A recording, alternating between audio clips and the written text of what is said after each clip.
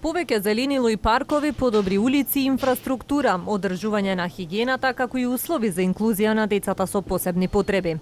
Ова се очекувањата на дел од жителите на скопските општини од идната локална власт. Карпош, Чаир, Центар и Шуто Ризари, освен за градоначалник на Скопје, гласат и за градоначалник на својата општина во вториот круг од локалните избори.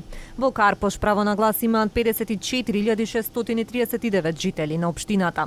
За дел од карпошани, хигиената, градежната експанзија и екологијата треба да бидат приоритет на идниот градоначалник за подобрување на животот на граѓаните во овој дел од градот.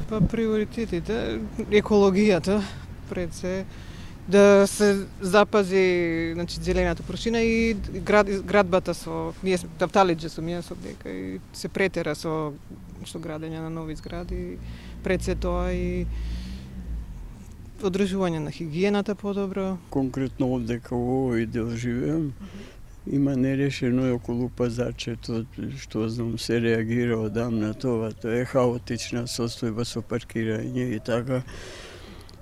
Друго што би ви рекол, тоа ми е најбитно, тоа ми е потребата секојдневна. Патиштата, улиците, инфраструктурата се и натаму проблем на кој посочуваат жителите на Чаир. Оние кои што ги анкетиравме велат дека очекуваат многу повеќе работа и резултати од страна на идниот градоначалник. Подобро да работи, тоа очекуваме. Све треба да се подобри. Например све, патишта све. Кај ќе помине све е катастрофа. Треба да прави улици да направи, да има чисто. Патишта, згради, видиш што е хаос.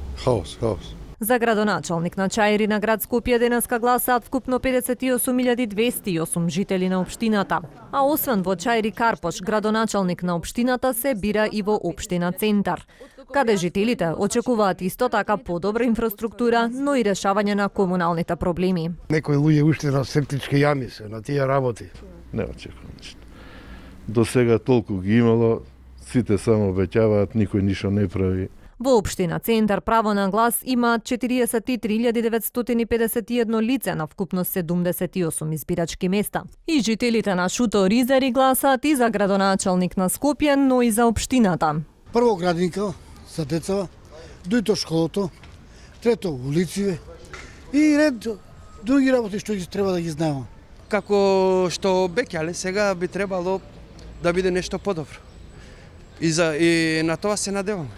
За разлика од првиот изборен круг, сега во избирачките места кои ги посети екипата на телевизија 24 немаше потешкоти со уредите за биометриска идентификација, а гласачкиот процес се одвиваше без застои и проблеми.